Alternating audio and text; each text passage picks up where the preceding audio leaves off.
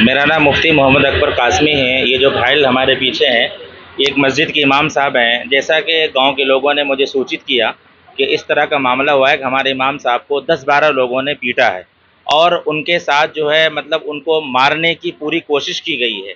जैसा कि इमाम साहब की ज़बानी आपने खुद भी सुना कि लातों से, घूंसों से, लाठियों से उनको मारा और उनको एक तरह से मोब लिंचिंग करने की कोशिश की गई। जबकि इस तरह की घटनाएँ, इस तरह की वारदातें कई बार हो चुकी है और प्रशासन की संज्ञान में भी है, लेकिन कोई ठोस कदम नहीं उठाया जा रहा है। दूसरी बात यह है कि इमाम साहब से जब पूछा गया तो उन्होंने कहा, क्या रीज़न रहा, आपको उन्होंने क्यों मारा और 1 महीने से आपको टॉर्चर किया जा रहा था, तो आपने स्थानीय थाने में आपने शिकायत क्यों नहीं की? तो उनका ये कहना हुआ कि लोग ये कह रहे थे कि राम राम कहो, जय श्री राम कहो, और आज के दिन वो चंद बच्चों को हमारे साइकिल आगे खड़ा कर दिया और हम ना चाह के भी साइकिल को रोक दिए। उन्होंने जो है हमसे कहा राम राम कहो, तो हमने राम राम नहीं कहा।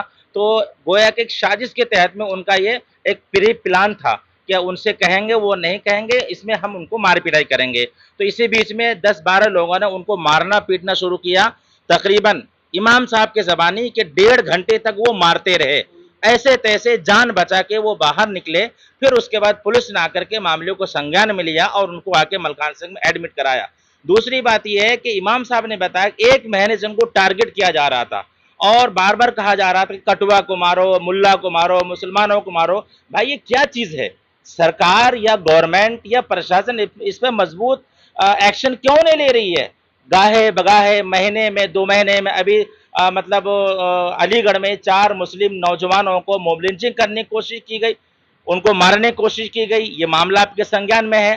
तो ये इस तरह से बार बार क्यों कहा जा रहा है कि जय श्री राम के नारे लगाओ? भाई जबरदस्ती तुम जय श्री राम के नारे लगवाओगे तो तुम्हारा भगवान ऐसा कि तुम जबरदस्ती हम लोगों से अपने भगवान के नारे लगवाओगे? कोई मुसलमान तो नहीं कहता तुम नारे लगाओ, अल्लाह अकबर के नारे बुलंद करो। अभी तुमने मोहम्मद अली अलैहिस्सलाम के ऊपर लोगों पर एफआईआर कराया, हमने कुछ भी नहीं कहा। तो ये गैर मुनासिब बातें हैं, प्रशासन को इस पर ठोस कदम उठाना चाहिए।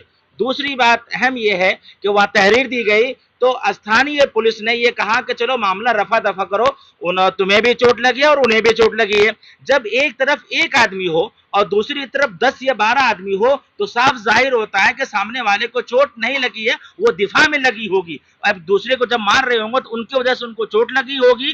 तो पुलिस ने जो मामले को वहीं रफा दफा करने की कोशिश की है, हालांकि पुलिस की यहाँ पर लापरवाही है, मुकम्मल तौर पर लापरवाही है। इसलिए मैं प्रशासन से एक अपील करना चाहता हूं कि फौरी तौर पर इस पर एक्शन लिया जाए और मोब लिंचिंग करने की जो कोशिश की है और एक आदमी को 10 आदमी 12 आदमी मिलकर के मारे, उसी को हुजूमी तशद्दुद कहा जाता है, उसी को मोब लिंचिंग कहा जाता है। इस मोब लिंचिंग के ताल्लुक से मेरा यह कहना है जितना जल्द हो सके इस पर एक्शन लिया जाए और जिन लोगों ने इसकी मार पिटाई करने की कोशिश की है उनको सख्त सजा दी जाए और उनके खिलाफ सख्त कार्रवाई हो, मेरा ये मानना है। और तमाम स्थानीय गांव वालों को ये कहना है कि इमाम साहब के साथ जो मार पिटाई हुई है वो एक कौम के मुक्तदा है, मुक्तदी के मुक्तदा है इमाम साहब, और इमाम साहब पूरे गांव के वो रहनुमा होते हैं। जब हमारे रहनुमा सही सलामत नहीं है तो हमारा क्या वजूद है? इसलिए इमाम साहब की हिफाजत हमारी हिफाजत है। इसलिए प्रशासन से तमाम गांव वालों को कहना है जितना जल्द हो सके उस पर एक्शन लिया जाए। इनका इलाज मलखान सिंह में चल रहा है।